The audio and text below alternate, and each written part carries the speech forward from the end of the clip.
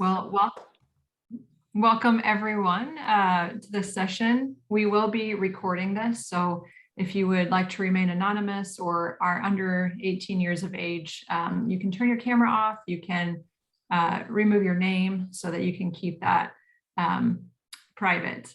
And if there's a problem in this Zoom room, you can go back to the original visual schedule and click on the help link to re-enter the room. So close out and try to restart again. Yeah, and from there, I will just briefly introduce who will be presenting today, and then we'll let Helen begin. I'll introduce you with your bio, and then I'll let Helen begin with her kind of 5-minute introduction to her work.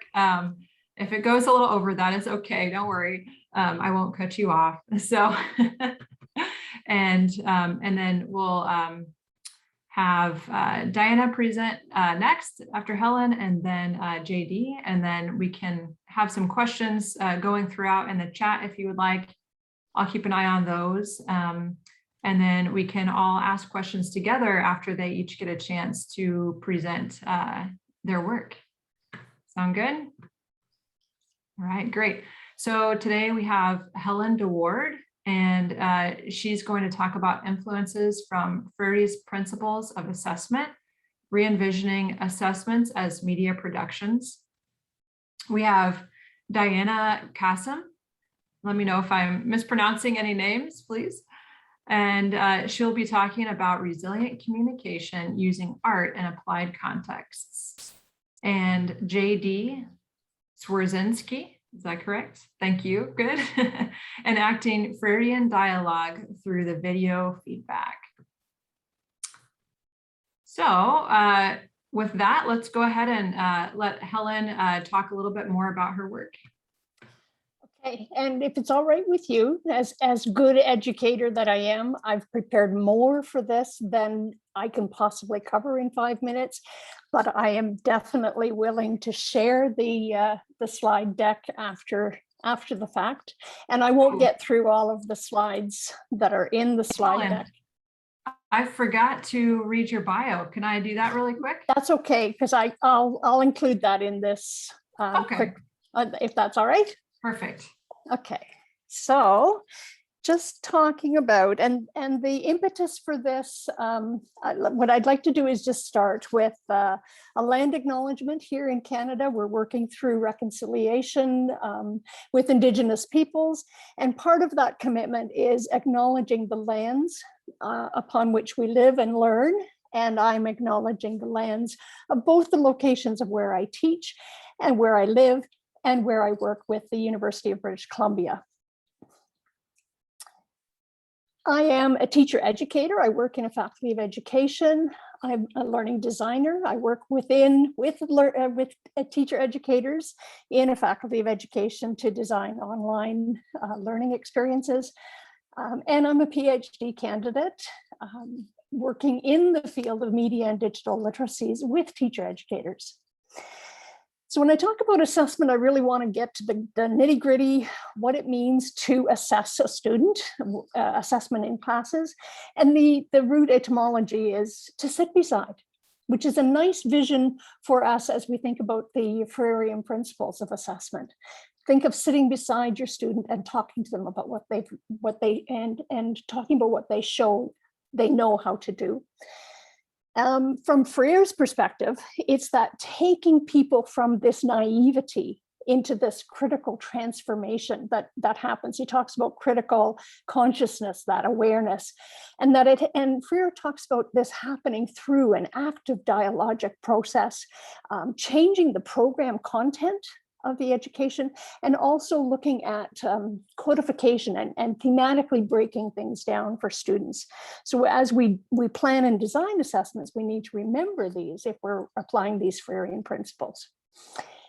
Freire talks deeply about this conception of dialogue and how it shifts from a vertical teacher to student, almost like that banking model, depositing the knowledge in, to this reciprocal intercommunication, and that it really hinges on empathy, you know, a loving, humble, hopeful, trustful, and critical relationship with our students.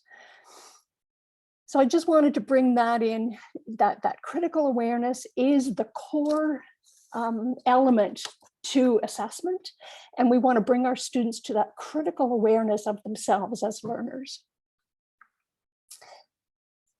And just that sense of, you know, critical literacy as a pedagogical approach really brings us back to why we need to apply these Frierean assessment practices, because we want the students to read and write the word and the world. There is an example of a video that was done as a visual arts course that you can take some time to look at later as part of a class assignment. And she did some video recordings around racism and microaggressions, which I thought was really important and connects very nicely to this. I'll go back to, and that a media literate person, so a student in our classrooms, needs to be able to decode, needs to look at, or critically look at stereotypes, values, ideologies, and how to create and understand multiple meanings and messages in the subjects that we teach. And it doesn't matter what course you teach, these have to be embedded into the assignments and the tasks and activities in the courses. So all media messages are constructed, and our students are constructing media messages as part of their assignment work. I used this to help me reshape my assessments. This is a graphic from the Association for Media Literacy, you know, originally from Eddie Dick's model, and talking about the context in which our students are working, the context of the course, but the context of the communities and the environments and the global contexts in which they reside. And looking at that triangle strategically when we talk about assessment as text production, and thinking of text beyond just that alphanumeric concept, but audio and video and image is all part of a text production. The audience for whom they're going to create that production, that assessment, that assignment completion should go beyond me as the only arbiter or the only decision maker on the value of that media product, and the production. So how are students creating those media messages?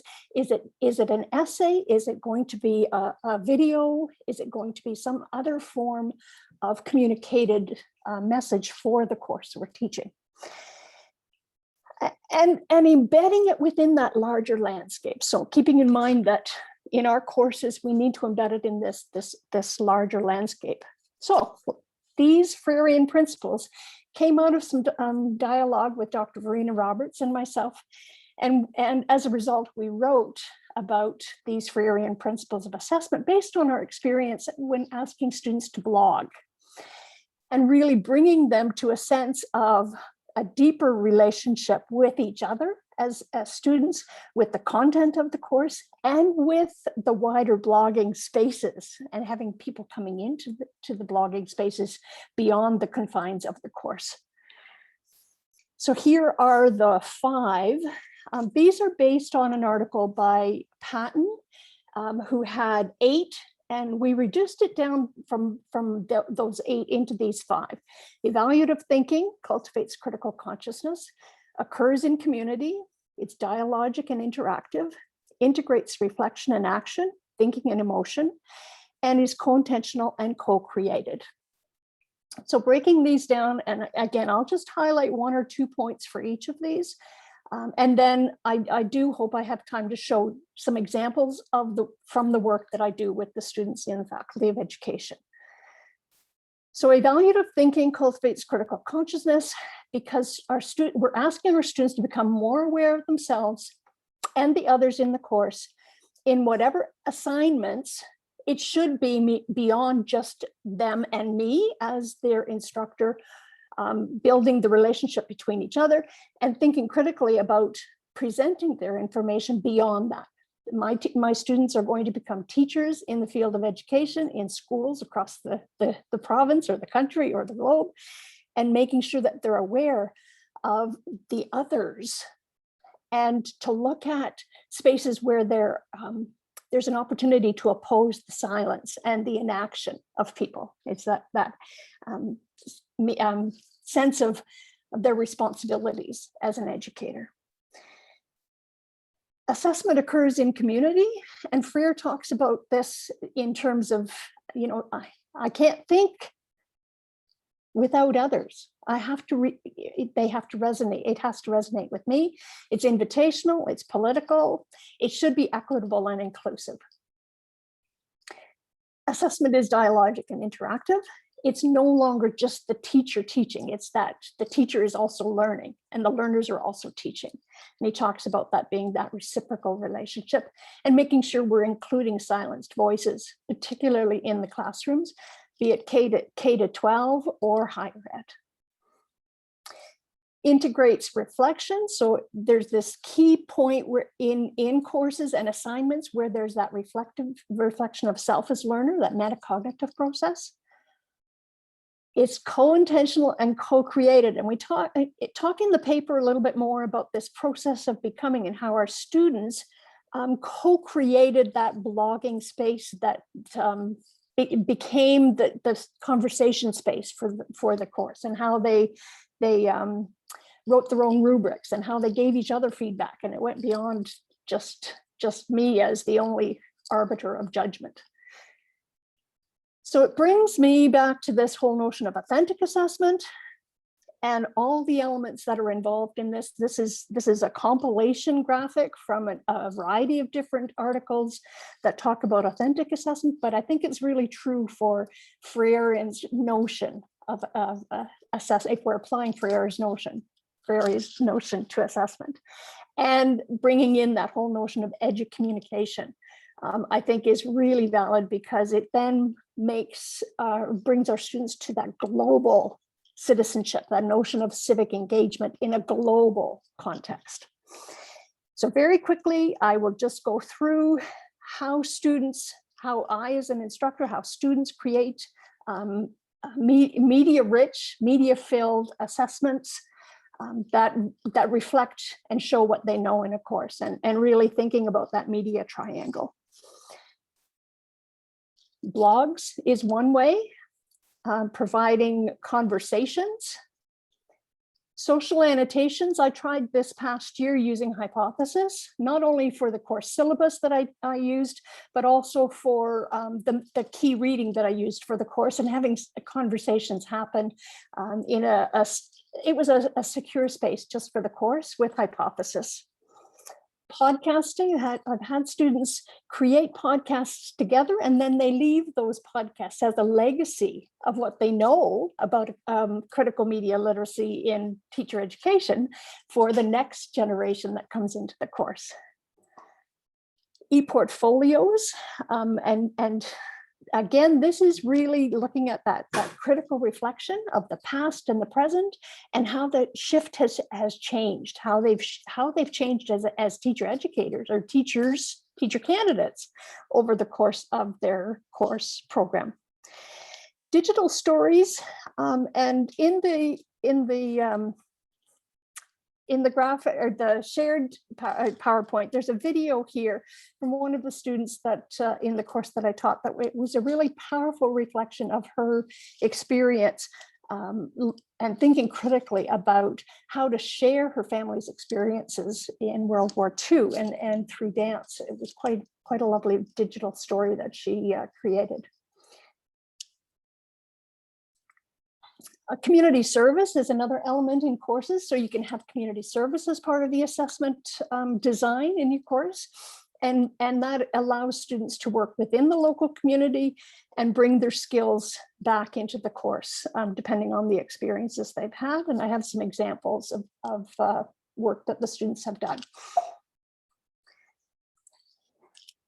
And special projects. This one is near and dear to my heart, because I've been involved with Open Education for a Better World for a number of years, and they've started working with young teens. And these two young ladies from Slovenia reached out to me and asked me to help them with their media production. So they're about to present to the OE for Better World conference about their project, about this green button journey. They've created an app and a website, and I asked them, again, with permission, they've shared their information here as an example of how it can go beyond just the courses, and it can go beyond assessment and reach farther.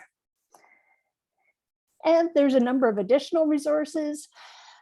This one is Equity Unbound, community building activities, hybrid pedagogy I use for my own critical digital literacy learning. And this one is a website at the University of British Columbia that I use with faculty at UBC to design their courses with multimodal assignments beyond. It doesn't look at the critical media piece, but it does look at the multimodal piece. So in conclusion, I just want to bring in this. It has to be an intentional, has to be open. So you have to look beyond the confines of the course, and it has to be designed into the course. So your assignments can't just drop in. You have to think of critically how you're going to have those conversations with students throughout the course. It's an intentional open learning design. It iterates as you build the course and you teach the course over years. And it looks at opportunities to bridge these, as I call them, the binary boundaries that contain us through these campfire conversations about readiness, privacy, safety, security, agency, fluency, their experiences, their efficacies in the course with media production and the design of their final products. So in that way, we will reclaim the critical aims of education if we apply these Frierean principles. Thank you so much, Helen. That was fantastic. Let's see, I just have one comment here. Digital Pedagogy Annual Lab is associated with hybrid. Really great conference, very critical, although they don't use the word in their title. Well, thank you. Yes. Well, with that, let's go ahead and pass it over to Diana. Thank you.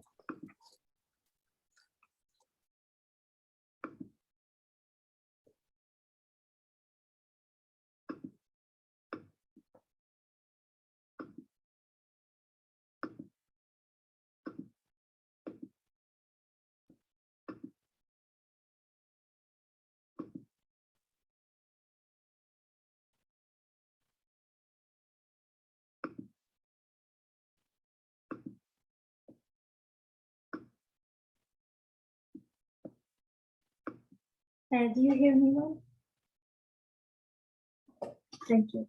Thank you, Helen, for the very useful presentation. Hello. I would like to start with a question. Can communication be therapeutic? Can communication enhance our healing process? Can communication, or more specifically, how can communication transfer the fear that we encounter in our daily lives and in media into resilience? How can it transfer trauma into resilience? During COVID-19 lockdown, I was connecting discourses of resilience with global media examples that similarly deal with the crisis and fears while demonstrating resilience in their form and content. In the article that I've published recently in Journal of Applied Communication Research, I discussed some self-reflexive artworks, including a documentary and a video game. Using digital media, these works construct autobiographical, educational, and interactive narratives about coping and belonging during the crisis.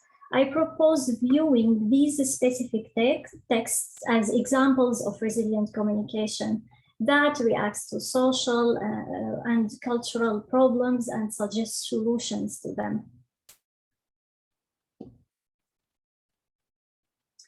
So in communication theory, resilience explains how people use resources to cope with disruption, loss, trauma, and disaster. In participatory theater, resilience takes the form of interaction, and it really focuses on the experiences that solve or tends to solve conflicts and social problems. Meanwhile, in feminist discourses, it really emphasizes on interaction, communication, determination, imagination, and hope. Drawing on all of these ideas, I propose that resilience can be communicable through different forms of media. And I use the term resilient communication to designate media that suggest solutions to current problems and convey optimistic view of the future. One of resilient communication traits is that it has a strong connection with the makers, with the artists, and at the same time helping both the artists and the audience to cope with the crisis. So it addresses the audience directly through the narrative or via interactive digital storytelling techniques. Autobiography, edutainment, and encoded empathy are some of its narrative conventions. One of the examples that I studied is Path Out, which is an independent, free-to-play video game that tells the story of its designer, Abdullah Karam, who arrived to Europe as a refugee from Syria. And the video game tries to educate people about the difficulties of the refugee trip.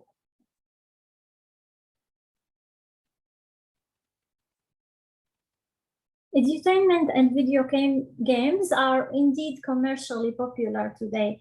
However, my goal here is using such media as an example to invite young people to critically engage with digital media and highlight resilient communication that transforms fear into resilience and creativity to help society move on from our current crisis, COVID-19. Instructors and theorists can assist others to tell their stories and produce such resilient communication to heal when similar crises occur. Finally, I would like to thank the team of Critical Media Literacy Conference of the Americas for their great efforts, and thank you all for listening. Thank you, Diana. That's fascinating work. Really interesting to look at resilience. Not something that I've seen very often. Thank you. Thank you. And last but not least, we have JD Swerzenski. I haven't been great about reading the bios. I apologize. Put those. You could just post it for who's interested. Okay, well. I'll go ahead and do that as well to keep it the same. So with that, go ahead. I'll turn it over to you. Go ahead and share. There we go. Hi, everybody. Like Diana, I'm also from the University of Massachusetts Amherst.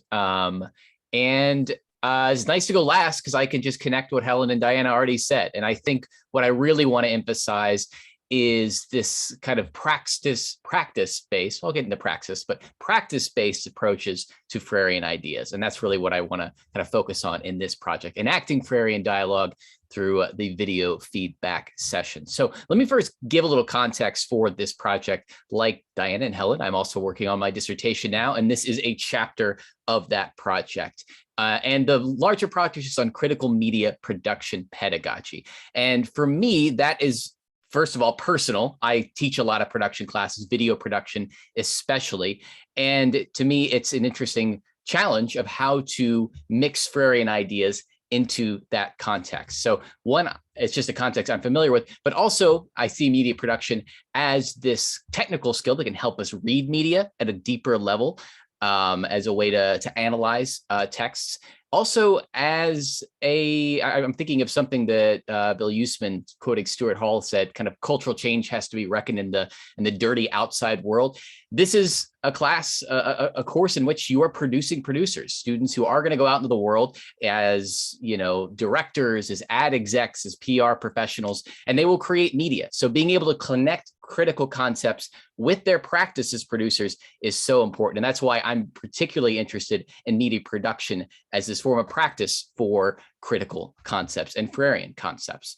So let me get into, again, situating critical pedagogy, critical media literacy as a way to enact Frierean ideas. And it's not just me theorizing. Other people have theorized this probably better than I can. What I really did was speak to folks who are doing this work on a daily basis in their teaching. So 24 university level instructors who are teaching media production, typically video production, film production, through a critical lens. So what does this look like? The ideas are great. How do we actually put them into practice? And so the project is based on transcripts from those interviews, as well as artifacts. They were very generous to send me syllabi, assignments, rubrics, how they structured these concepts, again, in their teaching practice. All of the chapters are based around Frierean concepts: transmission, education, student-teacher contradiction. I, of course, am focusing on just one of those today, and that is this idea of authentic dialogue in the production lab. And the production lab is a very technical space. It's one where it's about how do you work the camera, what's the right way to put this sequence, etc. So to create dialogue in this kind of authentic sense that we're talking about can be a challenge. And the way that a lot of the majority of instructors I spoke to did this, enacted dialogue in a Frierean sense, was through the feedback session. And there was a few reasons that they noted for that. First, they noted it's ideally suited. It's visual. A video text tends to elicit feedback in ways that a written essay often doesn't. So we're working at an advantage there. The other thing is, as Steve Goodman told me, is there's a desire by the students. They're proud of the work. They want to show it off. So the dialogue kind of already can spark in a way that is, as we know, that's why we're talking about media here. It is kind of alive in a way where dialogue can start more organically. But the big part of this was really structuring. So if this is going to be dialogic in a Frierean sense, where student voice is valued, but also equal voice is valued, then a lot of planning had to go into the structure of this. And the instructors I spoke to had a few strategies for this. One is scaffolding, specifically who speaks for how long. So for instance, you show your piece, these three folks are going to be respondents, and then the creator can only speak at the end. That way they can't explain away any issues, things like that. And there was other variations on this, but it had to be that there was equal voice given to those around the room. Also important in this, and related to the student-teacher contradiction, is the instructor doesn't speak in the beginning. Most of them chose to not speak till the very end, which was very important so that they kind of didn't have that sage on the stage sort of aura of their correct interpretation, right? This is what I want you to think. This is the right way to look at this. So stepping back and really working in a facilitator role, making sure other student voices were heard, their opinions were heard, and that a true discussion can happen was very important to this process. The other thing was, what does good feedback look like? This is something I go into a lot more detail in the project, and I would love to speak to more, but banning it's good, it's bad, it's okay, those sorts of terms, really having a language for how constructive, empathetic feedback looks, and working on that, giving guidelines to students, not just saying like, what do you think, but really giving that structure to them. Related to that is also repetition. This is something you do frequently. Every one of the people who did feedback of my participants, it was about a weekly occurrence in their classes. And that means not just waiting till the final project is due to do screenings and then give feedback. Every week, having a segment, having a rough cut, things like that. So there's time for that praxis, that action and reflection. It's also important so students can use the feedback. They can actually hear their peers, see that reaction, and then actually iterate on it, go back and produce something a little bit different. And also in this way, we don't just have one session. Everyone does have the chance to kind of get comfortable in a feedback session, which is important for valuing various voices in the classroom. I'll run through kind of the pedagogical outcomes very quickly here, because I know I'm a little bit over time. But to say that beyond just like, helping students make better stuff, which, okay, that's fine. Really, the important stuff is happening in the process. Right? Not the product, but the process. So building interpersonal skills is a huge thing, building empathy as both viewer and producer, valuing student knowledge and different kinds of knowledge. A lot of students will bring a technical camera-based production knowledge. Others will have experiential knowledge, and giving time for those different knowledges to have value in the room. I kind of talked about building empathy, assessing intent and impact. I know, Helen, you were talking about audiencing a little bit. That is something that's so important here, is to actually use to structure the classroom to where other students, your peers, can act as audience and to understand both of those roles. And also one I really like from Jen Proctor is setting a different tone. I want to find her exact quote here. It's talking about how, especially these projects, is a matter of like failure and success, and getting away from that discourse is very important in terms of setting a tone for feedback. So failure can be something we embrace because that's the moment of learning. It's a way of lifting all boats. Even if you feel you've screwed something up, that's success. That's what we're here to do. So looking, kind of just creating a different discourse in terms of student work in the classroom. And issues I'll just kind of pose, and maybe they can come up in discussion, is handling difficult or problematic topics. A rough cut especially can be a very, raw thing for a student to show, and to throw it to the wolves, as it were, in a public setting can be tough. So how to handle that can be tricky. And also addressing issues of inequity. Again, I'm talking about video production courses, which is a very technically based things. And there is a very much a power dynamic, not only with the instructor, but to students who seem to know what they're talking about more than others. So as the instructor, as the facilitator, trying to even out those issues is very important. Okay, that's all I got. That was great. Thank you. I liked how practical that was. Things that really could be used in any classroom. Please go ahead and put some questions in the chat. If anyone from the audience has any comments or thoughts or questions, please share them with us now. Got a comment from Natasha saying, Helen, I really appreciate your work and model regarding assessment, because for me, it is hard to dissociate assessment from rigid instrumentalist models that seem to be more commonly encouraged in the academic spaces I am in. And I tend to agree, and it's really hard to break away from, say, everyone has to do an essay, and everyone's essay has to be on this particular topic, and finding ways to provide, I say, choice and voice, agency for the students within a course. I like the way JD was talking about, giving students a chance to create these video productions that are meaningful, that students can find passion for, and they learn more by doing it and having it connected to their contexts and their own passions, I think. So thank you, Natasha. I have a question for JD, if that's okay. Sure. Just wondered how your students provided the feedback to each other. And did they tend to default to text-based feedback mechanisms, or did they go with audio or video feedback? Yeah, so, the context here is almost always in person. And just disclosure, like I've not, even during pandemic, for these video production classes, people couldn't figure out how to put them online. So they've remained in person. And that's the best way. That it can happen in text form. I've had some versions of that, but and I can bring in Diana too. A lot of the model I'm using is the art critique model. Like that's where a lot of this stuff comes from. It's not as common, certainly in the communication field, which I'm a part of. So a lot of this is adopted from that, which is a very in-person dialogic form.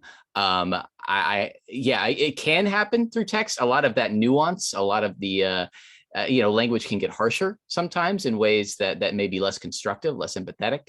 So I prefer in person, but it can be done, and that comes down to the structuring of the feedback, of the expectations by the instructor.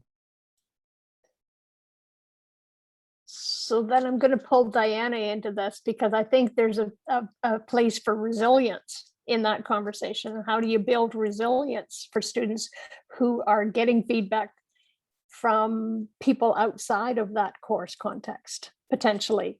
And will you invite other voices in to provide critical feedback to students?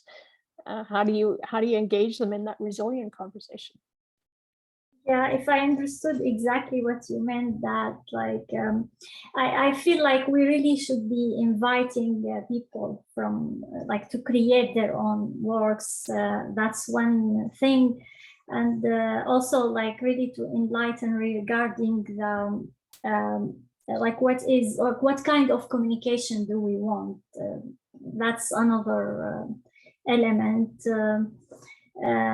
I think just like the fact that we try to invite and speak about the resilient communication media examples that I've referred to, and you are also bringing examples that I think that in itself help. And there is a part of identification when we see such works and engagement, and here there is like a healing process that starts when we do that. So the makers have benefits and the audience at the same time. But yeah, definitely I agree that like it's not only specific to classrooms or professionals, experts, but also anybody can create. And the more we create, the more it's becoming more popular. And that's why also I like it, the medium of video games, because it's very popular and it's very exciting, and everybody wants to play. So we can exploit such kind of popularity. So I've got a couple of questions I want to share with the group. I'm going to start with one from Spencer. He asked a question that I was really curious about as well. How can we be inclusive of silent voices in the classroom, especially if they don't agree with us? That's something that, you know, if JD, you mentioned there being differences in power among even the students. And you know, maybe even in this conference, if someone feels like the person that asked the question knows much more than they do, then they may not be able to provide a dissenting view.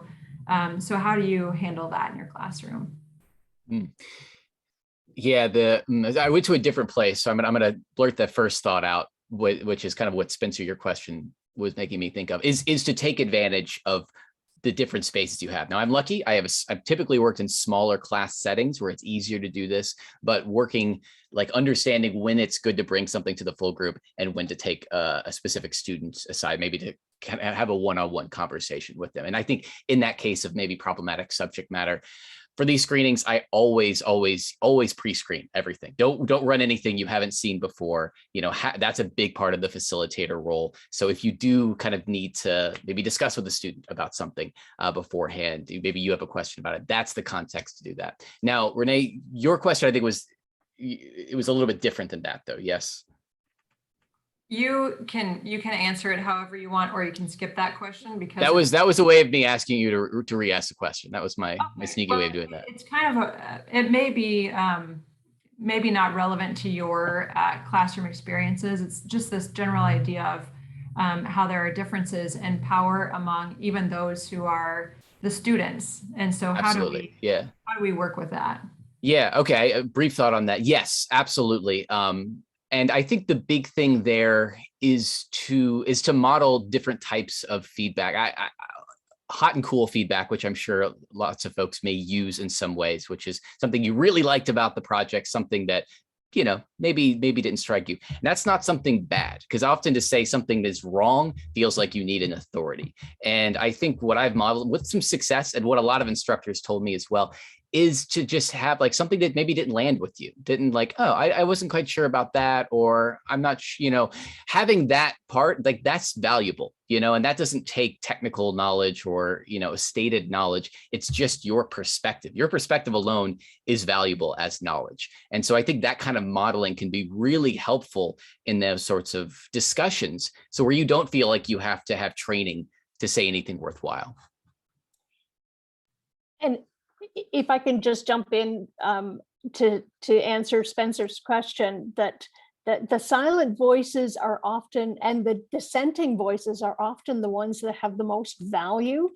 And it is providing them a space that they feel is safe for them to voice their dissenting or their disagreements, and in a positive way. So, for example, the blogging project that I did, that I wrote about with Dr. Roberts, What we talked about, allowing students to password protect their blog post, or make it an anonymous blog post, or just share it with myself first before they've edited it with their peers in the classroom. So there are different ways and mechanisms that you can make sure that it is done safely, and that those silent voices feel like they can share, and that they will be accepted for what they say.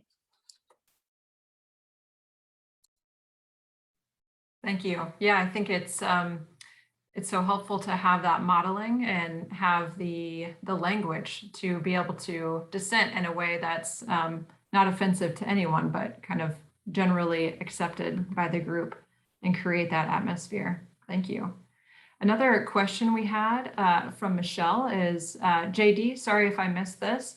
Did the instructors you interview assess the student performance / participation in the feedback sessions? Yes. Hi, Michelle. Yes, some. For the most part, though, not as many. More of it, that because it becomes a compulsory thing, right? Like then the only reason you speak is you say your bit, and then you get your 10 participation points and off you go, right? Which is not great. The respondent system was one that a lot used more. So they just an expectation as we go around, everyone is going to have to give feedback on at least one piece. So there's more of an equality in terms of speaking, rather than just kind of that sit back and like, all right, I hope somebody says something here, or you can collect your points with that. And then I think with that expectation, knowing at least that one person is going to speak, that's just kind of what the class is, kind of gets away from that assessment points model there. Now, I will say it's different. Sometimes peer review is more formalized, and this gets back to what Helen, you were saying in terms of a written format. Some instructors did do that, but that's more of a one-time thing. What I was kind of presenting today was this regular feedback, a weekly or more sort of feedback session, which I think was so important in terms of establishing dialogue, letting these kind of norms of discourse, of discussion emerge, so folks felt comfortable speaking and sharing in the classroom. Thank you. And I believe this one might be for Diana. It's from Andrea. She says, I wonder how we can apply the same level of constructive empathy and therapeutic communication with ourselves. So if you have any questions about that question, feel free. I'm sure Andrea could clarify if needed. Thank you for the beautiful question, Andrea. I feel like I really want to speak about this simply, that I feel like if we are instructors or media makers or theorists, we should like be mindful and like forgive ourselves for our mistakes, and try to be just to allow ourselves, even through this educational process, to be personal. It's like we can share our personal stories and to allow ourselves to be artistic if we want. And I think even like share mistakes with the students or the audience. I feel like and also to give ourselves enough time and to experiment with things and share these experiments, like allow others also to experiment. That will really reflect, and I feel also like highlight these works that share, like relate to our issues, personal issues, and our people issues, and that's really kind of like practicing empathy, maybe. Thank you. Thank you. Helen, let me ask you, you had quite a few recommendations and suggestions, and curious which one of the principles would take precedence if you had to pick a focus for your work. Oh my goodness. I would probably I'd say marry the two ideas about dialogue and reflection. So dialogue, really, in terms of metacognition, you're talking to yourself It's that self-talk about what went well, what didn't go well, what, how am I going to do this assignment differently? And that's really that step closer to that critical consciousness. And that's what I see students doing. The more they dip into media productions and thinking critically about what they're doing and why they're doing it, and who they're doing it for. So as teachers, they have to be asking themselves that all the time. So it's that dialogue with reflection.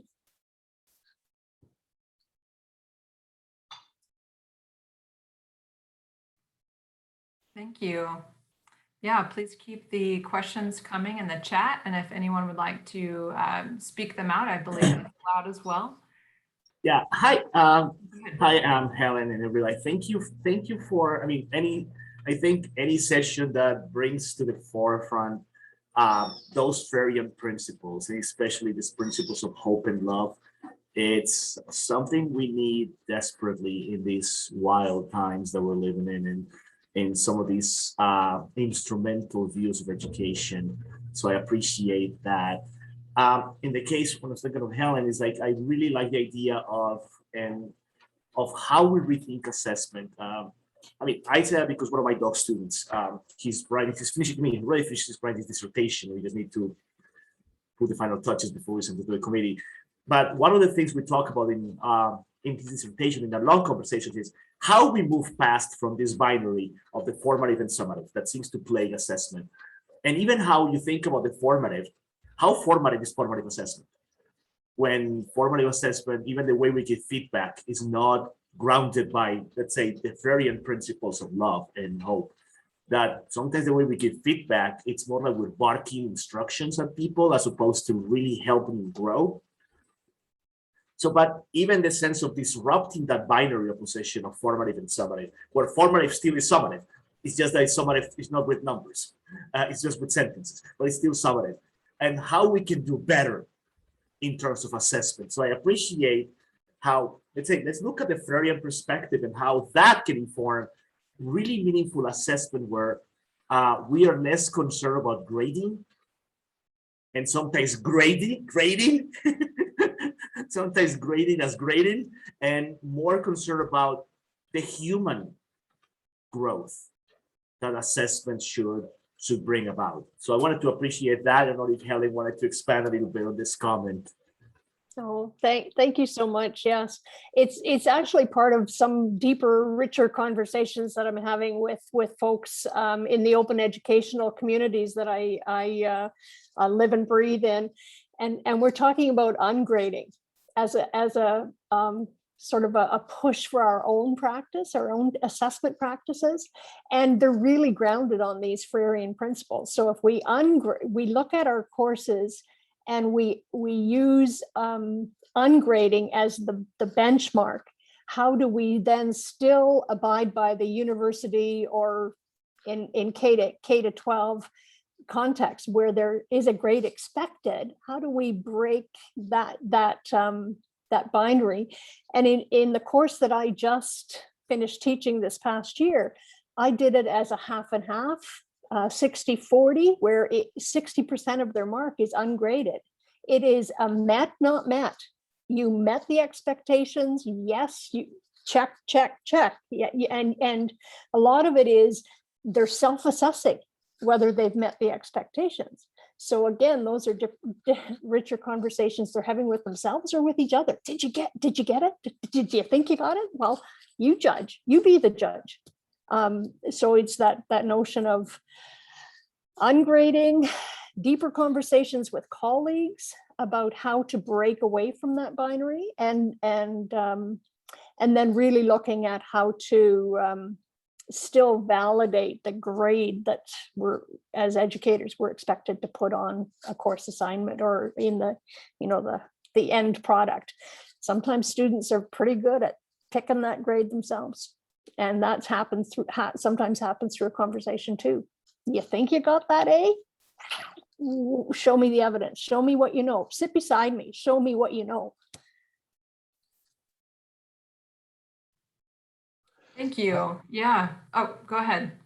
Yeah, I have a question. I think it's on assessment, but I think it actually is one that all three can take a run at, which is my experience of any multimodal type of assignment. You know, anytime we leave print text and go into this other realm, that all of the hierarchies are up for grabs, right? Like, and that there's this funny, like there is an acceptance almost that people have been domesticated into the notion that they are a B student, and you know, so certain ones have somehow been privileged into the idea that they're an A student, and you know, so that there's this world already pre-existing our class, right? That, and where people come in already expect, you know, knowing who they are, like I know who I am, right?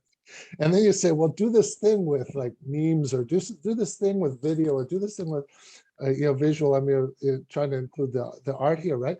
And suddenly, for one, the differentiation is nowhere. It's like people are more clumped together, in my experience, and and it's almost like nobody really gets it, because this is sort of, this is really different. Like, wow, I'm, you know, in a university setting, for example, like, wait a minute, you know, you're breaking with my training here, and so it's harder to get the very highest thing. But everyone, what I find though is that it's usually really great. Like I just find that almost everybody finds the sweet spot in some extent. The only way to not find the sweet spot, because you're also dealing with people for whom these are the out of school literacies. This is just the habituated, you know, ways of communicating. So the only way to not hit the sweet spot usually is someone who simply doesn't try, right? Who simply doesn't even bother or whatever. So it, in terms of assessment and showing a grade scale to an administrator, it's a bit of a nightmare, but and also you know, satisfying students. Anyway, sorry, I went a little bit too long. Well, thank you. It's good to have dialogue. That's what this is all about. So don't apologize. Yeah, if anybody else has a question, jump in. I was curious, JD, what you thought about kind of balancing that creative expression with the critical concerns. Yeah, like absolutely. Yeah. thing there. Yeah, Michael, a lot of interesting points. And I think you reflect a lot of the professors I spoke with, the instructors I spoke with, who like visual work for that reason. It kind of shakes things up. It is this kind of new field where new possibilities, and these other hierarchies don't quite exist as much. I think the big thing there, and I'll speak again, my project, it's a little bit niche in a way in that, you know, I know everyone here does not teach video production, but it's more of a way to just try to encourage folks to do more of these open feedback sessions to share student work. And I think as we're talking about assessment, the nice thing is there's a different impetus to do well, which is you're going to show it to people. Which is, I think, more honest anyway. So to have that kind of audiencing of the work. And I think also from an assessment standpoint, kind of balancing the technical and the conceptual, I always try to emphasize content over form. And I think there, the lack of effort thing, that shows. And I'll say, as somebody who's done mostly multimodal assignments for the majority of the time I've been teaching, which is over a decade at the university level, like, that's always evident. You know, it's not when you leave the realm of the essay and you get to the video, you're like, ooh, I don't know. Like, you can tell the work that's been put into it. And I think too, it does. Yeah, I think that opening of the hierarchy, just to loop back to your point, Michael, is so exciting. All these other knowledges students have that they've never gotten to use. Maybe they felt kind of, you know, unable to express themselves just in a written form or all that. Suddenly there's all this other possibility, which makes it really exciting.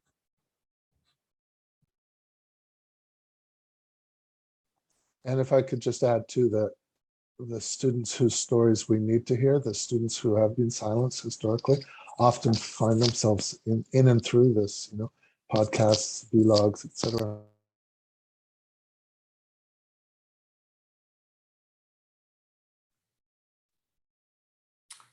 Yeah, I'm just going to read Helen's comment here. Yes, JD, the authenticity of the showcase event that can happen at the end of a unit, course, or year of study can push the notion of audience for students. And I will just again emphasize, not to get on Helen, all throughout the semester. Granted, the end of showcase is an awesome, like, you did it, you made a cool thing. Like, that's really, and to build that pride is super important. But again, iterate. That's such an important part. No matter the work, have those opportunities for praxis to like do the thing, reflect on the thing, have others reflect on the thing, and do the thing again. Like, that's so important in this. Diana, I want to ask, what are some critical values of digital art, such as video games, that that we can deploy in education?